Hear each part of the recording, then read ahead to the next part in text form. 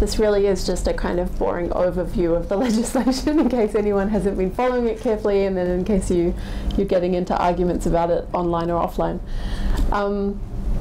So the most expansive conversion therapy legislation that's been passed in Australia is that which recently went through in Victoria, cumbersomely named the Change or Suppression Conversion Practices Prohibition Act 2021.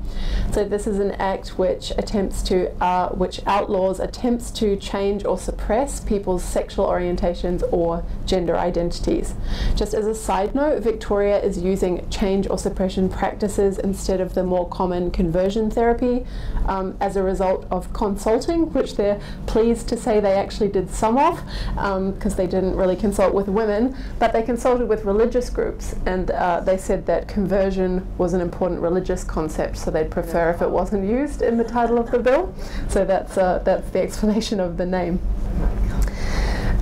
Okay, so quick overview of the bill. The purpose of the bill is to denounce change or suppression practices, to set up a civil response scheme to educate people about conversion practices and to investigate reports of such practices. It creates new offences for having engaged in change or suppression practices, and it makes amendments to other acts, including to add sex characteristics as a protected attribute to the Equal Opportunity Act, so as a grounds of discrimination. And then also it changes the definitions of two existing attributes that are protected already under the Equal Opportunity Act in Victoria, namely sexual orientation and gender identity. So the bill has a pretty serious, so I'm going to keep making that mistake, it's an act now, but so the bill/act has a serious expressive goal, which means it really wants to communicate a certain set of values to Victorians. So it wants to denounce the harm that has been caused in the past and is being caused for any practices that remain ongoing, although we're skeptical about how many such practices there are. So denounce the harm that's been caused by such practices. And it wants to affirm that no sexual orientations or gender identities are broken and in need of fixing. It also wants to affirm that no sexual orientation or gender identity, and I quote again, Kath already mentioned the weird language, constitutes a disorder, disease, illness, deficiency, or shortcoming. And finally, to affirm that change or suppression practices are deceptive and harmful because they don't work. The civil response scheme also involves empowering the existing Victorian Equal Opportunity and Human Rights Commission to be the committee that investigates any reports of people attempting to change or suppress sexual orientations or gender identities. The Bill Act introduces new criminal offences, so it makes it a crime for most adults, with some exceptions, which I'll soon explain, to engage in any practices that attempt to suppress or change a sexual orientation or a gender identity. So the adults who are exceptions to this otherwise blanket prohibition against change or suppression are just those health service providers who are engaged in practices that are, in their reasonable professional judgment, necessary to provide a health service or to comply with the legal or professional obligations of the health service provider. So you basically, if you're a health service provider, you've got two escape routes if you want to be remotely critical about a gender identity. The new offences that have been created in Victoria are intentionally engaging in a change or suppression practice that causes serious injury, for which the punishment is a maximum of 10 years in prison, or a maximum fine of 1,200 penalty units, which this year is about $200,000. Or doing the same thing in a way that causes injury rather than serious injury, so that's the less serious offence, for which a punishment is a maximum of 5 years imprisonment or a maximum fine of 600 penalty units, which this year is about $100,000.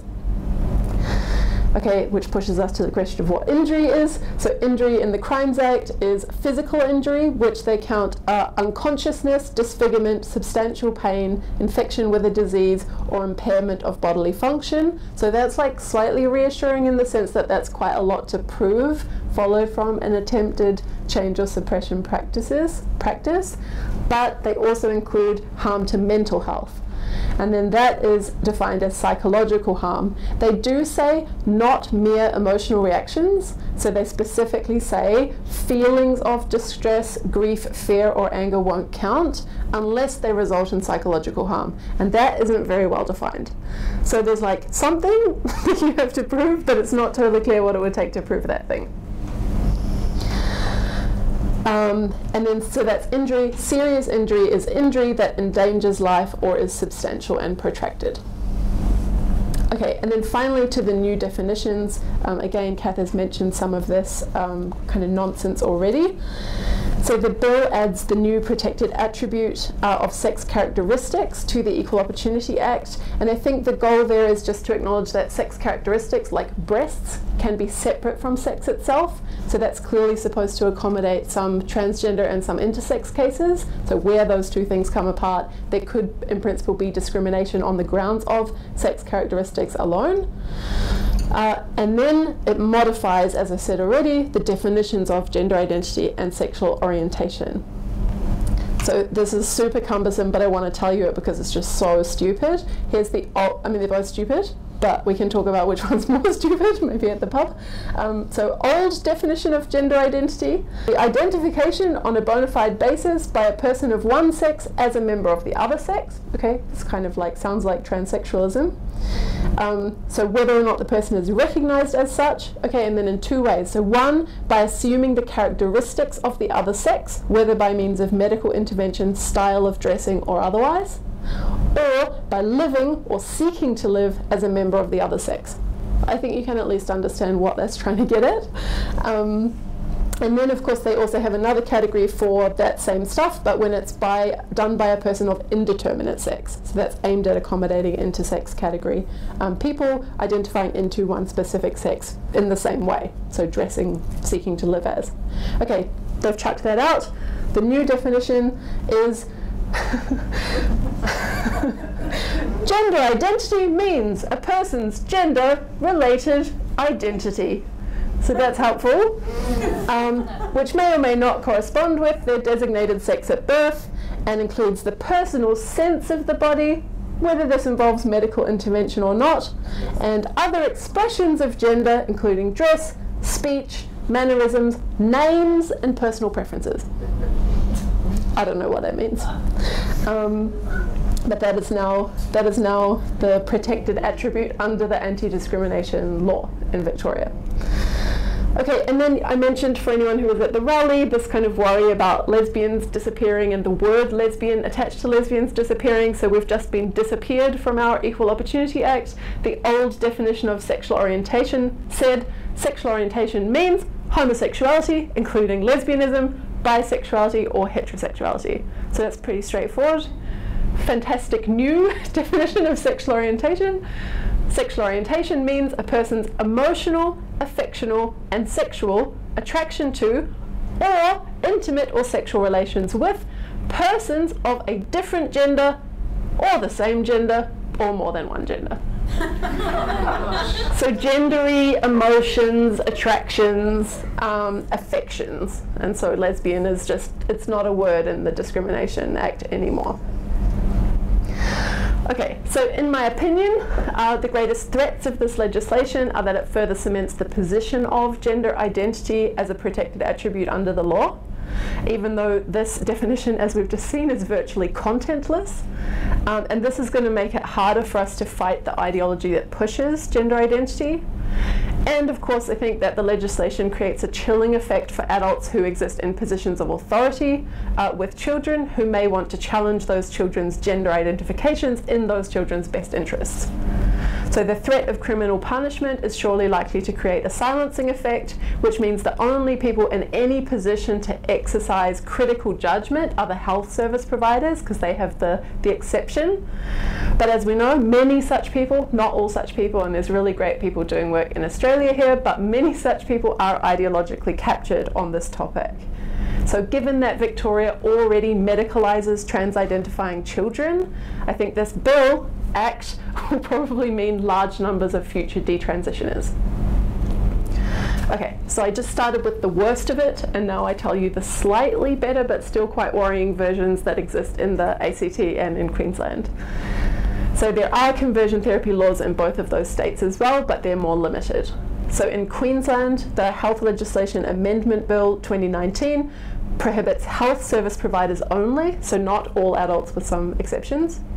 So it's only applying to health service providers, prohibiting them from performing conversion therapy on other persons. And the health service providers include doctors, nurses and psychologists, as well as counsellors, naturopaths and social workers, and it covers both paid and unpaid services offered by those people.